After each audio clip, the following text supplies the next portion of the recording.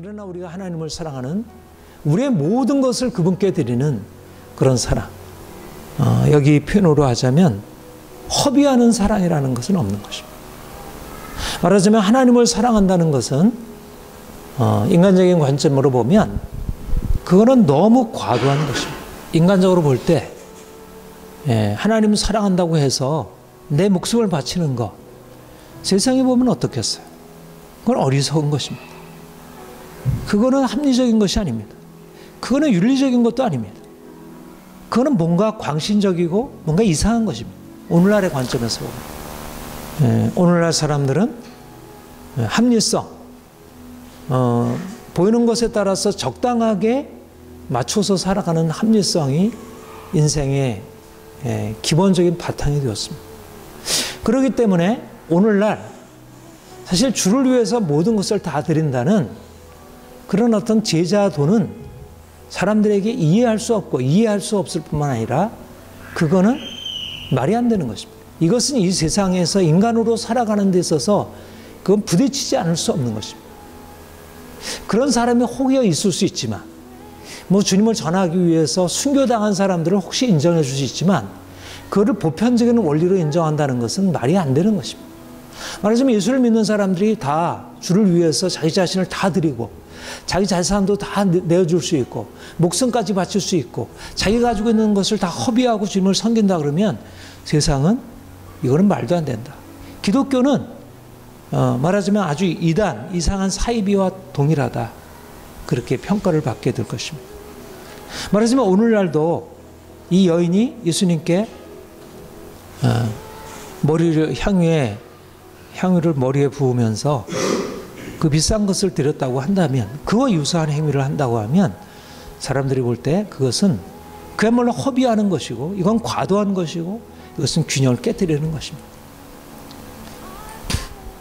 이성적이라고 하는 것, 우리가 좀 더 윤리적이라고 하는 것은 균형을 갖는 것.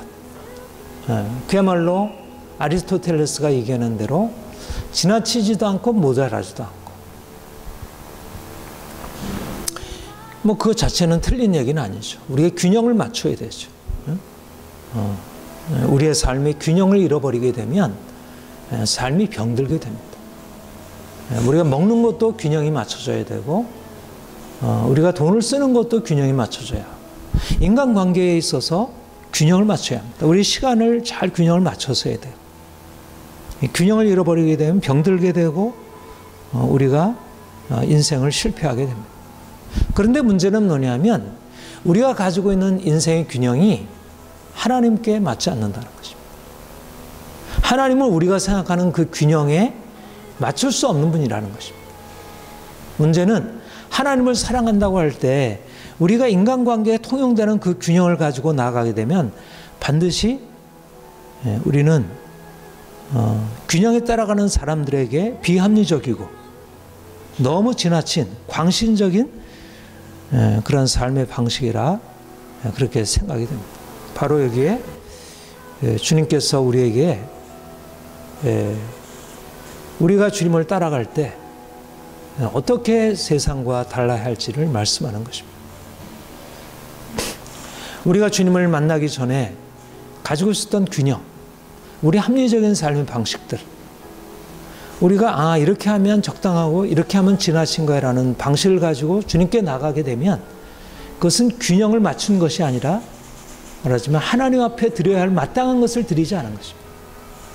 말하자면 부자 간원에게 주님께서 네가 가지고 있는 것을 다 팔아 가난한 자에게 나눠주고 그리고 나를 쫓으라.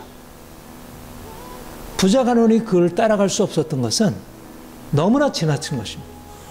적당하게 그 중에서 이렇게 나눠주고 나를 쫓아 이렇게 했다면 거기에 대해서 기꺼이 응답했을 것입니다. 우리가 가지고 있는 모든 것을 주님께 내어드리고 목숨까지도 가족보다도 우리의 모든 어떤 그것을 넘어서 주님을 따라오라는 요구는 항상 지나친 것입니다. 그런데 바로 중요한 사실은 주님은 그런 지나친 헌신을 받을 만한 가치가 있는 분이라는 것입니다.